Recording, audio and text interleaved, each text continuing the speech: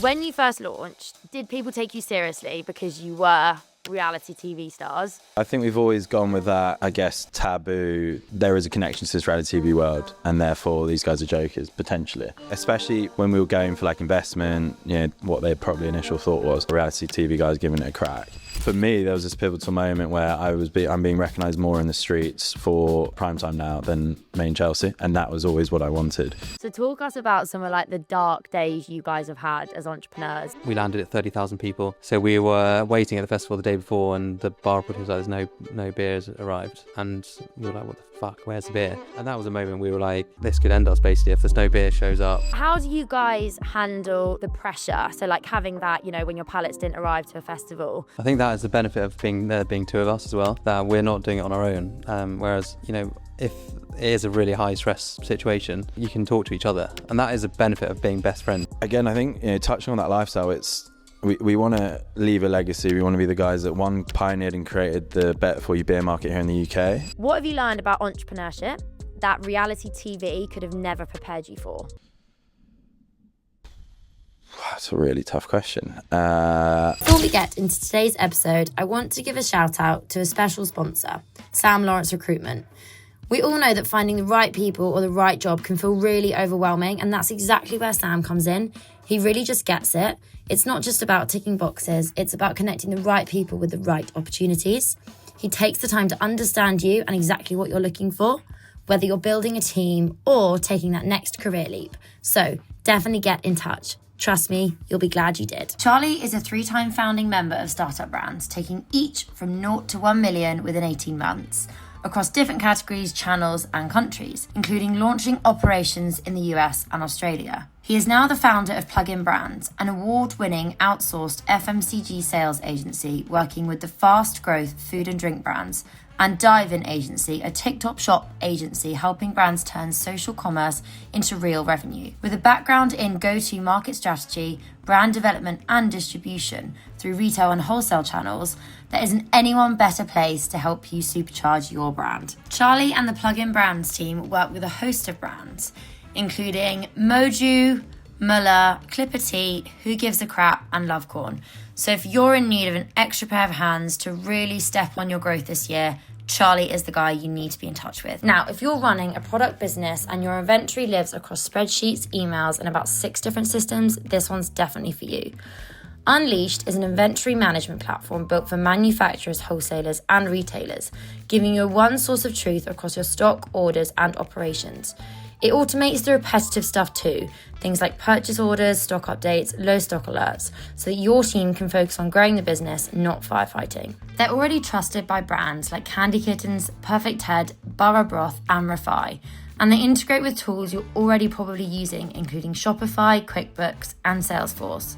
So if you're scaling a product business and want to get your operations under control, head over and start a free 14-day trial. And as a Getting to Grow listener, you'll get 1 month free using the code GTGPOD. Getting to Grow is also brought to you by the Coconut Collab. And full disclosure, as I'm sure most of you are aware, I work there, so I know how much love goes into everything that we make. We're all about creating delicious, dairy-free, plant-based treats that do not compromise on taste. From our creamy yogurts to our indulgent desserts, everything's made with coconuts and a whole lot of care.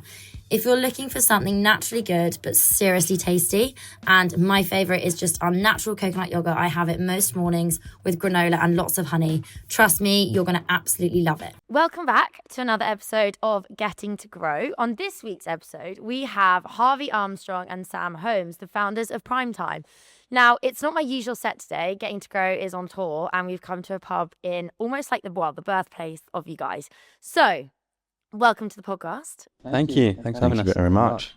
Please, could you introduce yourself and tell us a little bit about how you guys met and how that kind of relationship initially started? You remember me first? So Harvey Armstrong, obviously one of the co-founders of Sam.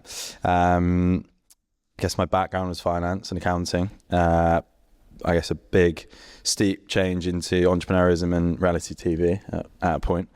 But yeah, how Sam and I met. We met on a train. It was a really, I'd call it serendipity, in that we met over what Primetime really stands for. And so we met on a train over a beer when we were 19. I was making my way up to Newcastle from London because I was doing this like hybrid course between PwC and Newcastle University, and I was travelling up and down from London and Newcastle Uni quite a bit, making my way down the train to the bar to get myself a beer, and I looked to my right, I see this guy with a 12-pack of beer on his lap, and I go, I'm a 19-year-old student trying to save a quid or two. I'm like, you know what, I might just ask this lovely looking man, had like long shaggy poodle hair back in the day, so like down to his shoulder, and I was like, I felt familiar for some reason, tapped him on the shoulder, said, mate, can I have a beer?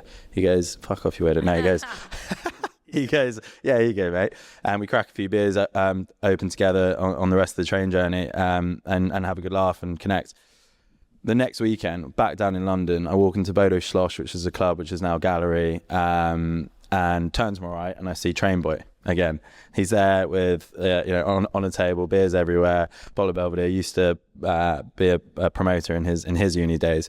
So I'm like, no way, this guy I met on the train. So we share another few drinks there, connect again. Third consecutive weekend, we're down in Oxford Brookes at his house party. My brother goes to uni there. Sam's good mates went to uni there. It's this chaotic house party. Some guys knock the sink off the wall, burst a pipe, the pipe's going. The water's dripping down on the DJ below. Everyone's like Chinese whispering, get out, get out. Everyone's running out this like down the stairwell. Fire brigade's coming. Everyone's panicking. And I bump into him again and was like, what the hell? And then we went off to like a safe house and continued the evening there. And that's how we met. And what drew us together was this love for being out and about. We're big social butterflies, big love for beer. We drink beer from our first drink to our last. We're in tune with our health and our wellness, and that's really what underpins Primetime. So yeah, I guess fast forward 5, 6, 7 years maybe from that meeting point, we conceptualized Primetime and cracked on. You guys were totally meant to meet. Like that was, you can't write that. Like that's a real like brand birth story, you two, like literally 3 times. Yeah, you can't write it. No, that's mental. But obviously most people know you from Main Chelsea. So how did Main Chelsea come about, I guess, in the early days? And then we'll go on to like the kind of birth of Primetime and all that. But it sits in like an interesting space, especially with now a lot of creators becoming entrepreneurs. So yeah, tell me about the early days at Main Chelsea.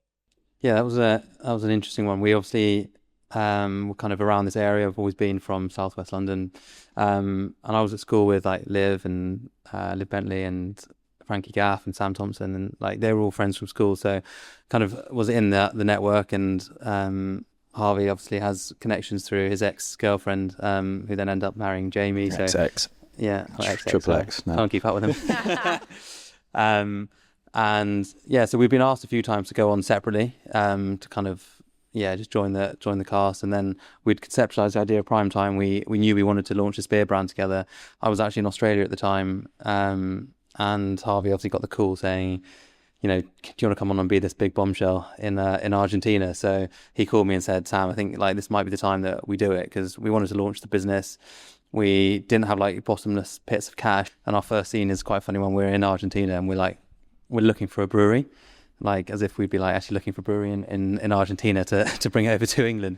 And like the storyline was Sam Thompson like says to me like, I've seen you in Argentina, let's meet for beer. And I happen to be with a big ex-boyfriend of Sophie to come in and cause chaos, and it's kind of what happened. And it's been an amazing journey. Obviously Harvey's been on it a lot longer than I was, but it's been amazing for us. They filmed at our office all the time. They film at our events. They launched the business on the show. It was, it's been great, and very much given us a platform to launch the business. And, we helped put a spotlight on businesses like this pub that we're in. We can really drive footfall and eyeballs through the social media platform that we've built. It's also nice because it feels local as well, in the sense of like, you guys are, as you said, like from this area, and it's you come here and you kind of know that this is like the birthplace of Primetime. Like most pubs I walk into in Fulham or Chelsea, like you guys are on tap, which is really nice. And you've been able to like curate those relationships by going in. But you mentioned about kind of being health conscious and how that was like a big kind of part of your lives. When did you notice that shift happening? Because as you said, when you were younger, it probably wasn't a huge concern. But as you've grown up and got older and maybe slightly drinking less, when did you see that shift like coming into your own lives? Yeah, it's a good question. I think I've always been super sporty, so I've always been quite in tune with having to be, certain physical sort of condition to try and, I guess, perform at my optimal. But I think it's always been that in the background with then when you do hit a certain age, I think it's your 30s, where you do need to start being super conscious, like you're, bit slow down, you need to start looking for marginal gains, you need to start elevating like your discipline in the kitchen, your discipline in the gym, like to stay where you once were at your young 20s. So I think, we've definitely felt that even more so now, like to try and keep at that peak in your prime, you've got to start actually being a bit more kind of acute with your intake. So yeah, definitely I think, and each day that goes on even more and more, like that's just the way the body works, sadly. So yeah. So I'm seeing it more and more every day. Yeah. I was at Loughborough University, so I was around athletes there that were, the peak, well, not the peak, but on the rise to being peak of their like physical condition, but also like to have a good time and like to have fun. And that was kind of how it all started. Like, these guys that are in fantastic shape and play rugby on the weekend and play to an incredible standard do like to go to the pub afterwards and like enjoy a pint. We still see that now, like the amount of times we've had a beer with the England guys after they've won, they come to the boundary and get the prime times down them. But I think the world we live in now is such a health conscious one where people really want to be looking for those, like Harvey said, marginal gains and better for you options. You can see it in your space, you see it in the soft drink space, and you're definitely now seeing it in the alcohol space. And then why lager specifically? It was our drink of choice. We wanted to cater to the masses. Our mission statement is bring the world beer for the better you. We want to spread this wide and far because it generally is a non-compromising better for you beer that the majority who drink lager can benefit from. So we started there, and then since trailed into IPA, into fruit beer, into zero. Where haven't we gone? Stout, Guinness, watch out. They're coming for you, Arthur. And beer has been like a tradition, for centuries and centuries. It's been brewed for hundreds and thousands of years. How, in terms of creating a low-calorie one, how hard was that? And what did early iterations of Primetime taste like? And how has it changed to what it is today? The way that we make it lower calories is just refined brewing. So there's no special art. We've just spent a bit more time and care into the development process. We worked with a low-calorie, someone in the UK, a brewery in the UK that had a most low-calorie brewing experience, 10 plus years. So this, before obviously markets you can kind of known or aware or established in the UK that there were people brewing low-calorie beer. So we researched, found them, and then went, right, this is what we want to achieve. We want to achieve a sort of plus 4% ABV beer, under 100 calories per can. So that's our starting point. But we do not want to compromise on taste and experience. That is the number one box that needs to be ticked. So that was the starting point. Then we spent about 2 and a bit years tweaking, refining and developing that liquid until we were super happy with it. So what did the first one didn't taste awful, but it wasn't it just wasn't that crisp finish we wanted. It wasn't we wanted it to be a liquid that you could put in front of any consumer and they wouldn't know that it was low calorie. And we've then since gone and won multiple awards, Great Taste Awards, judged as a full calorie, full carb beer, gluten beer. For all we know, there is no low calorie, low carb judging category. So we went and did that. But I think we said actually when we tried the final iteration, we tried it warm because we're in a mass rush, and we hadn't put it in the fridge, and we were like, oh my god, that's good. You can have a warm beer that tastes good. That the cold one's going to taste amazing, right? And you guys before, so you hadn't brought a product to market before, you weren't kind of entrepreneurs prior to this? Not at all. No. Now I was an accountant, quite the opposite of an entrepreneur, in a box. In a box, long hours, looking at an Excel spreadsheet all day. And so what would you say is one thing then that you went in completely blind about that you wish you'd known before about the drinks industry that has maybe cost you lots of money because you've been that was an expensive mistake, or give me kind of an example there? Oh gosh, I think the drinks industry in particular is a very cash intensive business. I think requires a lot of capital to be raised. Obviously the margins are quite tight, so I think that is a piece that I think I maybe went into a bit I wasn't quite sure how, obviously the quicker you grow, the bigger you get, the bigger orders come in, the bigger festivals you win. Cash flow management is so important, and the amount of money you need to grow a beer business is a lot. What are we talking? Are you able to give me like a just like overall figure of like how much you think sustainably you'd need like on a year? I mean, you could look at some other, craft beer brands that have grown in the UK and some more kind of modern day beer brands. And you're looking at like, you need to be at like 20 million revenues to start making profit as a business. So to get to that, you've got to be, I think the kind of rule of thumb is 5 to 10 million like raised to get into the green. If you're being quite efficient, others have raised a lot more and are still not in the green. So it's and that's not just beer, that's alcohol. Like it's a big, upfront investment to build the brand, to build the kind of momentum, get the cogs moving, get the volume that's required to get that GP to the point which actually starts to make sense for the business. So I think that's a huge, we did know that. It's just, we were probably naively hoping that it wouldn't be as bad as it is. We're like, it will change. It's cyclical. When we get going, it will be better. But no, it isn't. I think mine would have been. I think with like obviously wanting to grow, with so much opportunity comes our way. I think what I would have done slightly different would have been like being a bit more hand selective with like the festivals we work with and making sure it was always on brand, as opposed to seeing opportunities and grabbing them. But that comes with time and like now seeing where the business is going. And when you're young and you're in your early years, you're like, yeah, sick festival, they want to work with us, let's work with them. Even though it's like completely off piste for the brand.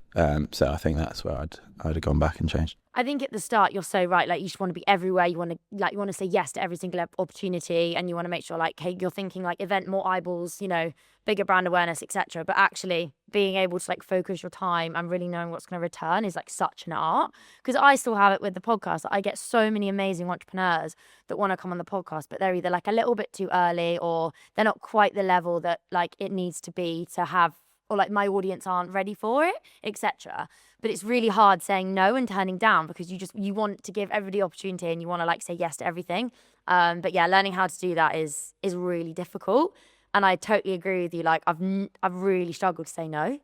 But moving on a bit about like kind of you guys' personality, like big brands and big personalities like Spain, Chelsea, etc. When you first launched, did people take you seriously because you were reality TV stars? Or was it, actually that's the question. I think we've always gone with that, I guess, taboo that we are like, there is a connection to this reality TV world and therefore these guys are jokers, potentially. I think especially when we were going for like investment, I think having actually a background in accounting and actual, substance behind us was very critical to counteract what their probably initial thought was reality TV guys giving it a crack. And I think, probably now, for me, there was this pivotal moment where I'm being recognised more in the streets for Primetime now than main Chelsea, and that was always what I wanted. So that's kind of, I've seen that transition over the last 18 months, 2 years. So that's exciting. I think often people thought because we were from Made in Chelsea, we were both loaded and had loads of money and we're just chucking like our families or whatever were backing us the whole way, which is not the case. We've had to bootstrap it ourselves and go out and find money from interesting and amazing investors, which we have done. But I think the Made in Chelsea stuff definitely had there's you do get some people that are just like, no way would I ever work with those guys, like, and before they even know you or meet you, but then you get some people that are super excited to be working with you, like a lot of pubs and bars like having a connection to us because we can really help them in a way that other beer brands can't, like I mentioned before with the social media stuff. But there's always a little bit of a preconceived idea, but you just need to have us have a pint with us for 2 minutes and realise that we're just normal people. Look, we're in a pub right now. I can understand why some people might think, Bain Chelsea, do they sort of like, it's not fair because I think they might have that preconception of like, oh, do they actually know what they're doing? And you're right, like families are backing it all because you do have some other, brands that have come for it that are hugely family backed, which does really help. But speaking of cash, so this has been, have you guys had investment or has it been bootstrapped today? No, we've raised, yeah. You raised. And how was that process raising? And are you able to share kind of how much you've raised? Yes, we've raised over 3 rounds now. First raised from a guy that I actually used to work with, owns a whiskey business. So we raised money from him initially. Yeah, so the second round was raised from friends and family, the guys that kind of saw what we were doing, a bit nervous to invest in the first round, but then saw the momentum and jumped in, which is great. And then the third round has been, again, very strategic investors from other huge F&B brands. They're sort of globally distributed, quarter of a billion valuation, and other great people that could help us on the journey. A small VC, but apart from that, we haven't raised from any sort of VC or private equity. Been very blessed with like good network of ultra high net worths, helpful, which has been a big bonus, and something that I'd highly recommend is always go for like the strategic, helpful investor rather than just cash that's going to sit there and do nothing. And then, yes, I mean, we've raised sort of mid-table 7 figures so far. Sick. Insane. And what are your roles in the business? So like, how do you divide and conquer between you both? I guess with my accounting background, I'm sort of more on the financial, commercial kind of side. Sam's much more the relationships man. The investor relations brings in that mid-table 7 figures. A lot of the business development, opening some of our bigger deals, bigger accounts, driving the business forward in that way. So that's all right. I think we're so different that it works so well. Like Harvey's amazing at all things like numbers, like you said, like one of the smartest guy I've met, I reckon. And I'm like, I don't like doing any of that. And he's good at it, so I don't need to do that. And I love being out and about. Like, I would prefer not to be sat in the office all day. I prefer to be out meeting people. Yeah, I'm definitely like you. Yeah, and so would you actually. But you're just like you hone in on your skill set, and then when the time comes, like maybe I've opened the door, and then the next meeting Harvey will come, because we're a good team together. And we've got a fantastic team now. There's team 12, which report into us. But we're over everything together. There's not a decision that's made without like I going, Harvey, what do you think of this? And him going, Sam, what do you think of that? So, yeah, it's nice. And was there a moment for you guys that it like really began to click? So you do almost like, you've got the recipe down to exactly how you want it. You've ordered your first like kind of production, and you have your first like listing, your big listing. What was that like feeling like when all the cogs were like, oh my God, this is happening, guys. Like we've started a business. I don't know what you think on this, but I don't feel like it's fully felt like it's clicked until quite recent. Like as of recent, we've now, because there's so many things, like getting that first retail listing in Waitrose back end of 2024, that was an amazing moment. You're getting buy-in from one of the biggest retailers, and you're going to be sat on shelves in front of consumers. It's a dream. But like the selling off the shelf is the bigger thing. You need to know that you're going to be purchased. You're going to stay there. It's not a quick flash in the pan, like on for 6 months out. So I think getting past each ranging window that we have done with Waitrose, and then getting our next retailer Tesco, and then M&S. And now, as a not very recent, but the last 3-4 months, like we're looking at the data, the rate of sale, and seeing something very exciting stuff. In that we're exceeding the concern points like comfortably.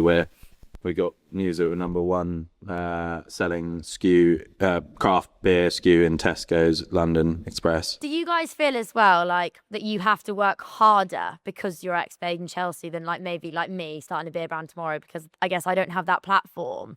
People don't necessarily have an expectation of me, but you guys living your life from obviously being on telly and then on social media, you maybe have to work even harder to like make that this doesn't fail. I think it's that thought of like, if it fails, that people, there's more eyeballs on you, so you've got like that more fear factor that you're gonna people are gonna point and laugh kind of thing. I think further drives me, and I thrive under pressure. But It's probably that. Yeah. Yeah, I mean that. I've less so for me, obviously, because Harvey's got a much bigger profile than me, so they'll be pointing and laughing at you instead of me. So it's good. All eyes on you. Yeah, but I mean, that doesn't really come into my world. It's definitely our investors and our our friends and family that have got behind us, and all our friends. Like, it's what we built is like a real amazing community of people. Like, we threw a run club the other week and 100 people showed up, and it's like those people that like love Primetime, and it's always thinking about them. And I was at the gym yesterday and some random guy came up to me and was just like, Sam, I just want to say, like, I love Primetime. My missus is celiac and she loves your beer. So like, keep up the good work. And I sent him, like, this often happens to us sometimes, like I got one on the tube, and that's the most exciting thing. Like, you don't want to let these people down that like love your product, and we are bringing people something that's way better than your standard beers these days. So yeah, that's what's kind of driving me to keep going, is that we have built something amazing, and the traction is there now. So it's just about, like, you just got to keep going. Good answer. Yeah, scale it up. And building a drinks business looks super glamorous, right, from the outside. Like, you guys were just in Marbella. That was as glamorous as it gets. And obviously, Instagram, LinkedIn, it's all known for sharing a hell of a lot of the highlight reels. So talk us about some of like the dark days you guys have had as entrepreneurs together, where, you maybe have thought, I don't think we can keep going, or I don't know if this is going to work. Yeah, the first one, I think it was the festival that we did. When we first launched, we landed do you know Chris Jammer, founder of Strawberries and Cream Festival? Yes. He's a good friend, and just as we launched, we landed that festival, which is very kind of cool. Like, Central C was that's when he was coming up, he was playing there. And Chris was like, right, I think I've managed to sway the bar operator to get you guys in. Like, it was Green King before, so it was a big punt on us doing it, and we were quite fresh out the gate. And we landed at 30,000 people. So we were waiting at the festival the day before, and the bar operator was like, there's no beers arrived. And we were like, what the fuck, where's the beer? Called our brewery, and our brewery was like, I'm really sorry, but we've gone into administration, and we owe so many people like so much money that our logistics company that has picked up your beer, so the pallets of your beer is on the back of a truck, saying, you have to pay us before we release this beer. So we were standing in a field in Cambridge, basically trying to figure out a way to get our beer to this festival. One of the biggest festival operators in the UK, like, does all the big ones that we wanted to be in, and he's going, there's no beer at the festival, like, it's the one thing we need, what the fuck is going on? So had to try and negotiate with the logistics company, like, plead our case, had to pay him, get in a transit van and like ferry beer from the north of England down to Cambridge, back and forth. And that was a moment we were like, this could end us, basically. If there's no beer shows up, we paid for the brew, we paid for the the listing fee for the festival, reputation shot. That was quite a stressful one. And what's been the biggest reality check since starting Primetime? I think, in a good way, I think when we got listed at Chelsea Football Club, I was like, I'm a Chelsea fan, and we were, it was still a small brand, and got the confirmation that Primetime was going across the whole of Chelsea Football Stadium. We took the whole team to a Chelsea game, and like, our pint glasses were there, drinking Primetime at Stamford Bridge was pretty mental. I think there's been a lot of patience we've had to, practice to get to this point, in that, you sometimes find you're like, with the trade buys, you're having to convince Tesco still that, this serves a purpose. It helps diversify your range. It speaks to a new, better for you, health conscious consumer. It's you see it in the US and Australia. It's hugely established. Like, part of the beer market is this low carb, low calorie beer. So I think reality check is like, even though it logically, fundamentally makes sense as a product, you've still got this kind of like convincing sales act you still have to do continuously. Yeah, I mean, sell-ins are so hard, especially with like the competition and stuff that comes into the market like weekly. There's new brands popping up left, right, and centre. And making sure that your product, it doesn't always have to be like, miles ahead of the competition, but just constantly has to be that bit better. So what makes you guys different to the competition that's out there, and why should I buy Primetime over other low-calorie beers? Well, we pride ourselves on being non-compromising, so we've always wanted it to be full strength, like as beer brothers.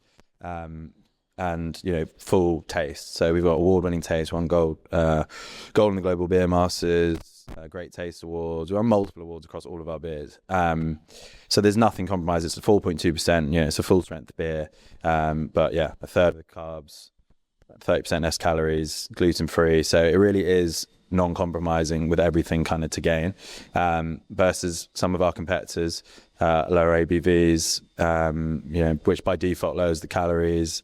There are others on the market which are also great, but again, I think our name is quite unique, and it really kind of emulates what we're about as a brand and what we what our consumers, what we want our consumers to be. It's kind of that journey to your prime. It's having a good time. It's about being able to drink and enjoy the good times, but doing it in a more mindful, balanced way, and therefore be closer to your prime or in your prime. And it's kind of, I feel like we have a bit more of a fundamental purpose versus just trying to flog a beer. It's really a lifestyle. And I think that our trip to Spain kind of really encapsulated that. Like it's those that get up in the morning after having a fun night and they go again and they sweat it out, and and they're looking for those marginal gains across the week, and each little marginal gain stacks up to a big sort of win by the end of the week. I've really interesting this podcast because I've learned like a lot more about you guys than I think other entrepreneurs I've sat down with. I think I probably did have a bit of like a preconception coming into it, like with the fact that you guys like have explain Chelsea and all that it does massively play into who you guys are, but in the same breath it's rare someone gets to sit down with you for an hour and actually understand your business. And I think people listening to this podcast will be like, actually they have got a lot of like clout behind them. I think there definitely is. I'm speaking about one person in particular that has obviously a massive brand, and it's just been like a bit eye-opening, which in a really, really good way.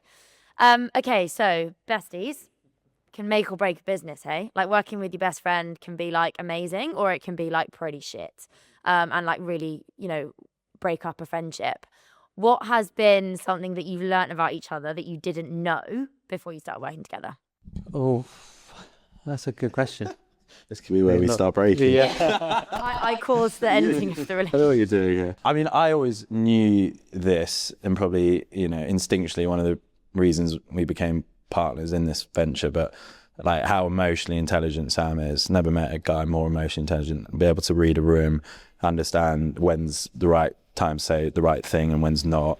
And it comes from a very authentic, sincere place. It's not like a manipulation thing. It's like, I just love people, how they feel, feeling good, and accommodating to that. So I've just seen that side of you thrive, I guess.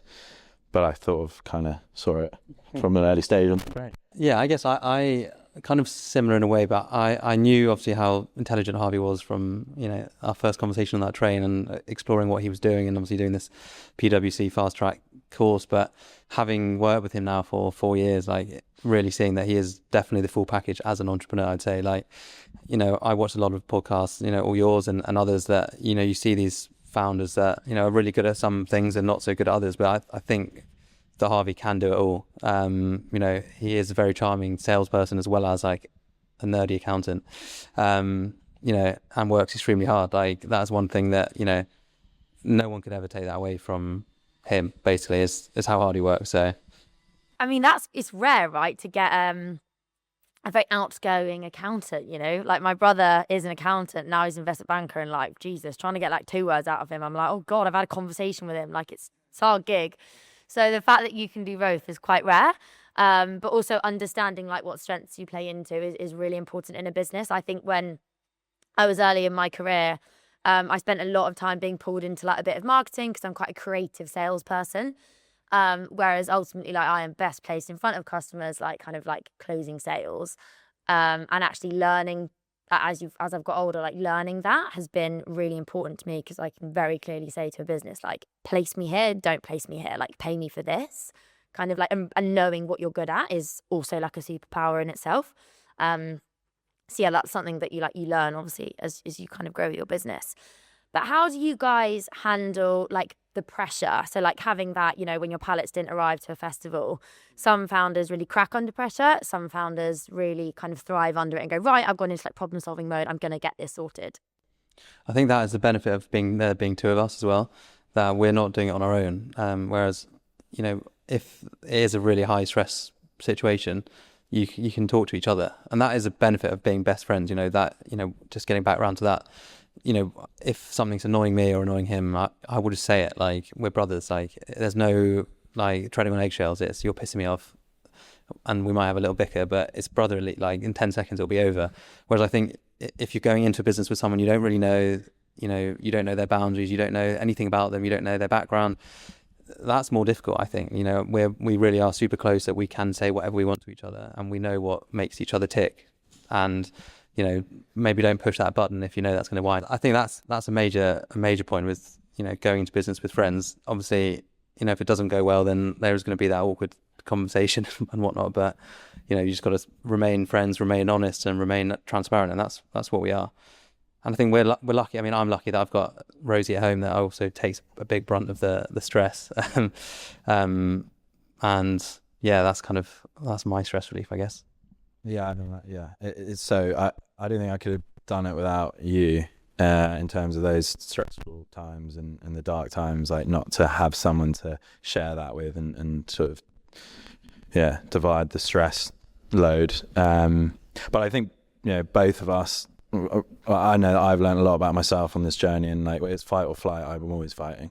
There's not a moment where I think flight. It's find a new gear, it's dig a bit deeper, it's find new solutions. Yeah, but yeah, with you to lean on, thank fuck. Yeah, or doing it on your own is really hard. I think I've spoken to so many founders, and the ones that are solo founders definitely have a harder time when like shit hits the fan, because they don't have that person to lean on. Or you're right, end up becoming a wife, which necessarily isn't the best place to always bring your stress, right? Like, it needs to stay within like kind of the business, but obviously it leaks out. It's really hard for it not to. So yeah, having each other, I think, is probably like so key, but also makes it there to lean on in the crap, but also like when you get to do the festivals and stuff, have fun to be able to share it with someone. Like, drinking on your own is a bit dull. If you're like on the stand, you're like, oh, kind of need a friend here. I mean, you probably would bring in mates and all that, but it's nice to know that like it's you two, like you're a proper unit, and like whatever the world kind of throws at you, you've got each other. Yeah, I think there's probably other businesses you could get sort of banned in, but for us, it's so like, you know, in real life, it's on the ground, it's, you know, rocking up at pubs, at festivals, and like even just carrying like an ice box sometimes is a 2-man job. Like, you know, if it's doing it one person, it's, you know, close to impossible. And when you zoom out from the day to day, what are you guys really trying to build with Primetime? Again, I think, you know, touching on that lifestyle, it's we want to leave a legacy. We want to be the guys that pioneered and created the better for you beer market here in the UK, and that, you know, left a global brand behind us. But really, it's aligned to that mission statement, which is bring the world beer for the better you. It's to allow people to continue to enjoy their life, keep this connective tissue between the world, which I feel we're losing as we go through this technological like changes, which is, you know, so important. But we're also going through this journey towards, you know, longevity, health consciousness, you know, mindfulness, and giving the world this product that allows the two to kind of work in unison. And yeah, keep the society and connection together in a more aligned way. So yeah, I think it's a legacy move, really. What would be like your North Star of your business? Like, is there a stage when you go, if we get this, I'll be happy? I know as entrepreneurs, that's like a complete lie. Like, you always want the next thing when you get there. But like, as we're sitting here today, what would be that for you? It's hard because you think, you know, the dream would be to get into Waitrose, and you then get there, and then it'd be to get into Tesco, it's the biggest retailer here in the UK, and you get that, and then M&S. So I think, yeah, we really want to dominate the UK, but we have some really exciting conversations happening with the US at the moment, which could see Primetime distributed across America pretty quickly, with a major like player over there. And like Harvey says, our mission has always been to get the beer into everyone's hands and to like become that market leader, especially here in the UK. Obviously, America, the light lager market is huge and well established, but yeah, I think the North Star for us would be, you know, fully dominate the UK, and branch overseas. We've got such a, you know, I think we've created quite an American brand by accident. Primetime is a really well-known phrase in America for sport. Like, people say, I'm going to Primetime. We actually own the trademark for Primetime in America. We've just landed the biggest supermarket by, you know, alcohol volume in America. So we're about to launch over there in the next couple of months. So yeah, I think the North Star is just keep growing her, and yeah, we're literally living the dream. Like we've got so many pictures of our trip to Spain, and I was thinking about a caption because everyone's been putting theirs up. I thought I'd leave mine for a few days, but we're literally living our dream at the moment, which is pretty crazy. So I think just carry on as we're going, and continue to dominate. Yeah, I think just to add to that, I think that's the overarching Northern Star. But then I was looking back at some kind of like I guess visual like manifestation bits. I noted down. One thing I put down was being within a 5-minute walk from a Primetime wherever I am, which is a bit ambitious.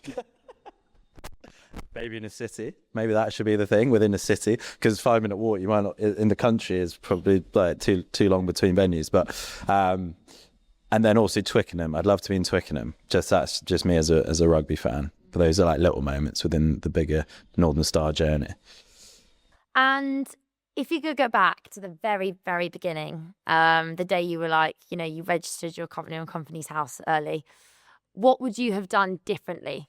I think there are a few things that we rushed into, maybe, which, looking back, we, hiring and like getting the right team members in place is so important. I think maybe we should have concentrated more on sales from the beginning. Obviously, we're both pretty good at sales, and we were landing a lot of listings ourselves. But like just doubling down on the sales team, I'd say, in a business like ours, that's the make or break of a business. So, I think some of the hiring pieces maybe. But we're a business that has a big social following, so the instinct is to go marketing heavy. But I think that'll probably be a learning for me. Yeah, 100%. Team structure was a critical one. I not to say we've done it all right apart from that, but that's definitely the one that springs to mind. Kind of when we look at the building in public thing, how a lot of entrepreneurs now, it's like being founder-led is really key, and like sharing the business. What is kind of gaining the consumer's attention the most by building your brand in public? Is it that they are like having a brand presence and having a personal presence? How important has that been for you guys? And do you think that's been able to put you on the map quicker than other brands? Yeah, I think it's super important. It's, for us, it's like we have to think, what can't the big guys do? And therefore find our competitive advantage. And that is one of them. It's being authentic. It's showing real founder connection. It's emotively talking to our consumer in a way that, Heineken and the big breweries can't. And therefore, eat up market share that way. So it's super important, and it's real. And it shows the consumer like the highs and lows and insides of the business, so they feel like a bit more connected, as opposed to kind of questioning why they're even buying a Heineken and supporting a business that's not even UK, for example. Like there's a lot of kind of brainwash from marketing perspective across the years. So it's kind of like, I guess, not brainwash. It's a pure, quite authentic way to market. I think especially for a business like ours, which is so kind of like in real life, as I was saying, it's a super critical piece. I think as well, like it's really, especially, you're right, like having the in real life stuff is so key. And the likes of Heineken, the big brands, they can do in real life events. Of course, they could put a lot of money behind it, but it doesn't necessarily mean it's going to return all that it's authentic. Like people are buying into Primetime, but they're buying into the fact that like they know they're going to have a good time when they show up to where you guys are. They know you guys can get over. Also, is your audience predominantly like London still? Yeah, it is. We also do a lot of festivals outside of London, and so we're nationally distributed with Waitrose. But yeah, for sure, we epicenter from here, and this is where we show up and do all our activations. Yeah, which I think makes it also again really nice to come along to events, because it's like, oh, like there's Harvey, like there's Sam, they're the guys building it. I can come, I'm local, like I want to get involved. Which I think, you have like a huge advantage over the big boys. They can never have that kind of like community-led stuff where they feel part of the brand, and I think that's definitely the way brands are going to be built going forward, especially when it comes to like consumer goods brands. Like they need to feel like close to the founder, and also like they're involved in some decision makings when it's like, what, like putting a poll on Instagram, like what flavor would you guys like to see next? Like they can vote and then like get involved and feel like, oh, okay, they're listening to us, they're like seeing what we like. But speaking of a new flavour, I see it. It's been looking at me all well, I podcast. think the I'm going to try it live. Go on, don't break it now. I know these are a bit long actually. I don't like this one. Oh yeah. There we What go. a noise. That crisp. I love a crisp crack. Okay, live taste test. Drum roll. Yeah, that's absolutely delicious. It's dangerous. God, that's great. Slice, isn't it? Whoa, that is naughty. I want 15 minutes. Tagline. Wow, That is naughty. that is naughty. Oh my God. Yeah, I think we're quite excited about that product. We launched it back end of last year because it aligned with the harvesting period of pears. So that's made with British hand-picked Nashi pear. So Nashi pear is like an Asian grown pear traditionally, but it has an enzyme that helps break down sort of the toxins produced by alcohol. So it's said to reduce your hangover. So we, upon the journey of Primetime, trying to diversify our range and cater to all consumers. We've got zero infused with magnesium and vitamin B12 for zero but better. Fruit lager, fruit beer is growing. So we're like, right, how do we play into this, but with the core of Primetime, which is but better, functional, additions. Sam's fiance Rosie's godfather gifted Sam a Nashi pear tree 2 Christmases ago now, and he goes, let me have a think. And recalled that moment and went, actually, Clive is the only UK grower of Nashi pears in Kent. So we've got like this connection to the perfect pear addition into our lager base. So it's still low calorie, low carb, gluten free, and it complements the lager in a beautiful way. That is really delicious. I also I don't know why there's like a thing about being a girl and just like not loving beer. I don't mind beer, I'll have it, but I don't really like it. Whereas I could honestly drink so many of them. Like that is perfect for the gals. Yeah, it's Yeah. nice. It doesn't taste beery. Like it tastes like delicious, like actually really yummy. Which I think like sometimes with a beer I taste it, I'm like, oh, it's so like yeasty. Yeah, it kind of cuts through that like starchy flavour. It's like a sweet little hit. It is really nice, but we've balanced it in a way versus other fruit beers where it still honours the beer and which we started the brand on. It's less dense in sweetness, and I think that's better for you don't feel tacky mouth, you don't get like furry teeth. Like it's really clean. You can really session on it because it's not too sweet, it's not too much. Okay, couple more questions and then we've got a very short quick fire round to finish. So last kind of like bigger question. What have you learned about entrepreneurship that reality TV could have never prepared you for? That's a good question. What does reality TV prepare you for is the question. Not much. So, well, I guess being in the public and learning to take like a lot of maybe negativeness. I'm discrediting it. Resilience, Yeah, no, that's the thing. it's true. And actually, like, how you conduct yourself, like social presence, like it actually teaches you a lot in that regard. But what has entrepreneurism taught me that reality TV couldn't have? That's a really tough question. You're not going to get rid of it. Yeah, I think entrepreneurism just tests you on every single discipline. Like you said, that you found with me that I can I guess deal with it. But yeah, everything is tested. Like your resilience, like your dedication, your quick like reaction to things, like decision making, just like every variable as an individual is put to the test. And it's like you learn so much about yourself, which like obviously reality TV it's much more of a linear sort of discipline. Like yes, it does test you like to the extreme in certain things that actually would never be tested in other remits. But no, it's that 360 element that entrepreneurism teaches you. Like you've got to be so like on your feet, like you can get hit from any side, you got to react. It just feels like you're constantly on and batting back the world in a way. It's weird. I think also just strength, like it teaches you guys how to be so strong in the sense of like anything that could be thrown at you, within reason, you'll figure it out. And that is something that you don't get from sitting behind a desk being an accountant, like that could ever teach you. Like you can spend someone else's budget if shit hits the fan. It's like, right, this is my cash. I've got a problem. I need to figure out how like this doesn't break us, but we can get out of it. I think they're the stories that are like so interesting, and like the biggest reason why I started Getting to Grow was to hear that and like bring life to founder stories, because people walk down supermarket aisles and they're just like, I don't know what end, like I don't know the stories of any of these brands, but I consume it maybe every day, and I'm like, I'm here to shed light on like all of that and like the kind of grit that you guys go through and how hard it really is. So to wrap up the episode, a very quick fire. So I'm gonna go Harvey, Sam, but like think on your feet, quick. Harvey, best early business decision. Launching the IPA. Diversifying the range, cementing our proposition as a wider brand to say we are the leaders of better for you beer, not just lager, and then further obviously with the zero and the pear.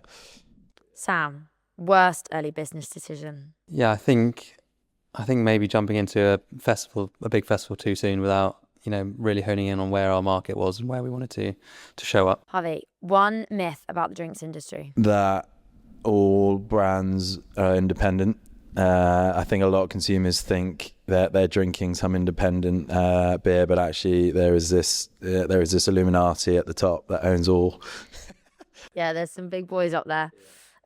Who stresses more? Oh, Harvey.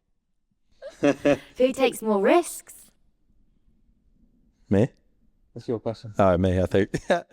And what does success look for you right now in this moment? I think, I think successfully launching in America is a massive thing. It's such an established market. Like I said, if we can launch in America and get the cans selling off shelf, it's pretty amazing. But I think just keep doing what we're doing. Like, I'm super proud of what we're building, and like Harvey said, the cans are coming off the shelves now at all these supermarkets. So, so it's a good place to be.